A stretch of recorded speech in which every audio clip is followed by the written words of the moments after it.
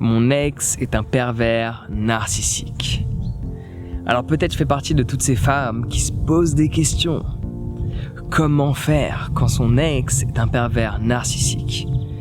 Avant d'aller plus loin, on va juste mettre les points sur les i. Parce que ces derniers temps, il y a une tendance reliée au pervers narcissique. Il ne suffit pas simplement de décomposer les mots pervers et narcissique pour avoir la définition psychologique d'un pervers narcissique. Et je t'assure qu'il y a de grandes chances que ton ex ne soit pas un pervers narcissique. Et s'il en est un, je suis désolé de te l'apprendre, mais les pervers narcissiques ont tendance à être à côté de pervers narcissiques. Donc là, d'un seul coup, ton ex n'est plus un pervers narcissique.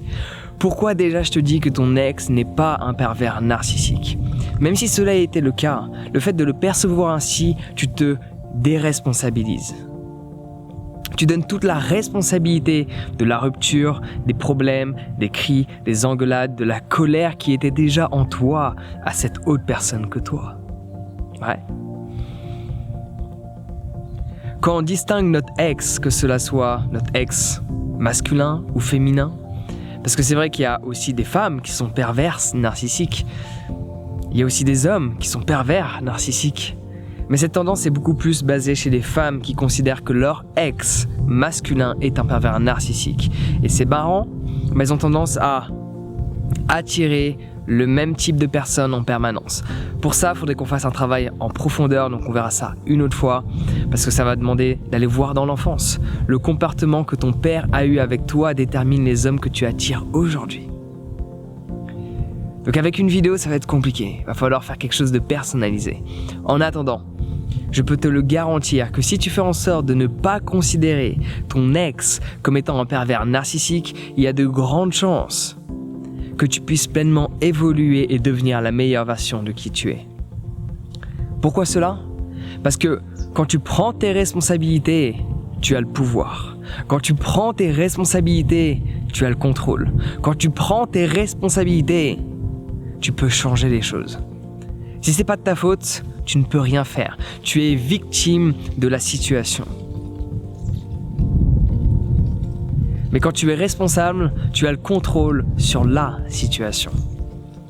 Parce que pour être honnête, même si cette personne a plus de tort que toi, tu as au moins, grand minimum, 20% de responsabilité. Dans ta manière d'avoir réagi, dans ta manière d'avoir répondu, ou ne pas répondu, ta manière de t'être comporté, ou de ne pas t'être comporté, d'avoir ignoré ce qui se passait devant toi. On est toujours responsable. Certes, il y a toujours une personne plus responsable qu'une autre, concrètement dans la situation. Peut-être que cette personne a fait des choses auxquelles tu n'étais pas d'accord et il était au courant que tu n'allais pas être d'accord. Peut-être que cette personne s'est comportée d'une certaine manière qui n'est pas, comment on dit ça en français, qui n'est pas respectueuse envers qui tu es. Oui, mais tu as ta part de responsabilité parce que ce qui a déclenché cela chez cette personne, cette parole, ce comportement, c'est une accumulation des réactions que tu as pu avoir également. Donc moi, la recommandation que j'ai à te faire, si du moins tu veux vraiment avoir une vie différente et arrêter d'attirer le même type de personne que tu vas considérer à chaque fois dès lors qu'il va y avoir une rupture comme étant un pervers narcissique, c'est de prendre les responsabilités à 100%. Oui, on est d'accord, cette personne avait plus de responsabilités que toi. Mais tu prends ces responsabilités. Comme ça, tu vois comment tu peux changer. Non pas pour plaire à qui que ce soit, mais par rapport à la personne que tu penses être. Parce que malgré la perception que tu as aujourd'hui de cette personne, qui est différente de la perception que tu avais précédemment d'elle, sinon tu ne serais pas resté avec. Ouais. Donc ta perception des choses a changé. Non pas uniquement que tu as vu des éléments différents, des comportements différents, mais parce que tu as commencé à changer ta perception.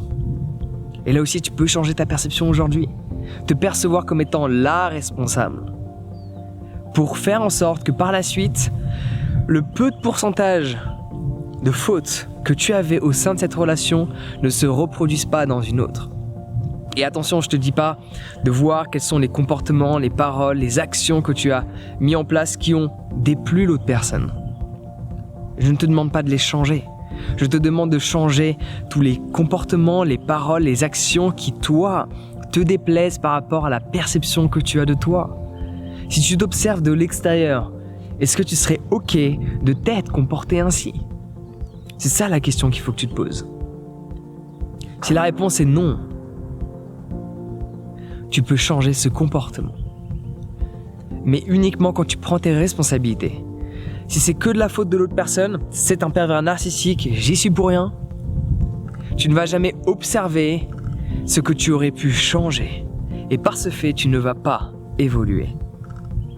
Mais je sais qu'au fond de toi, tu as envie de changement. Au fond de toi, tu as envie de devenir la meilleure version de qui tu es. Et cela est possible à partir du moment où tu prends tes responsabilités.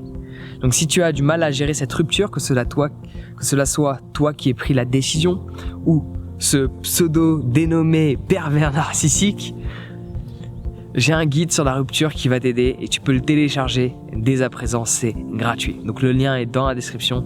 On se retrouve de l'autre côté. Sur ce, prends soin de toi et passe une excellente journée.